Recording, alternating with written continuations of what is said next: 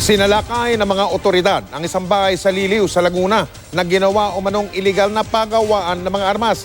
Kabilang daw sa mga parokyano ng naarestong sospek ay ilang sundalo at opisyal ng gobyerno. Ang aktwal na pagsalakay tinutukan ni John Consulta. Eksklusibo!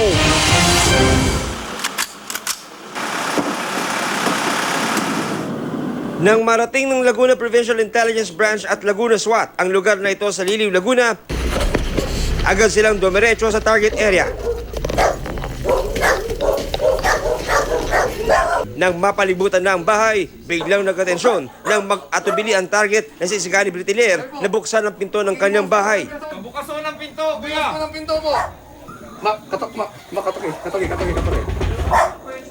Makikibukas mo, Max, side ka, Max. Huwag sa pintana. Huwag ka sa pintana. Kuya, buksan mo yung ilaw, palakat-lakat ka dyan.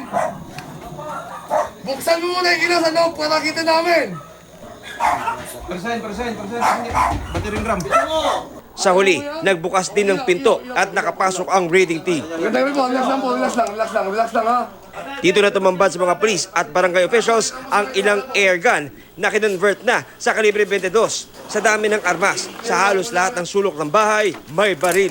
Bukod sa shotgun, caliber 38 at mga converted na caliber 22, nakakita rin ng mga otoridad ng scope at piyesang ginagawang suppressor o silencer. Dahil ito ay .22 is parang bala na rin yan ng M16 rifle na .223, di ba?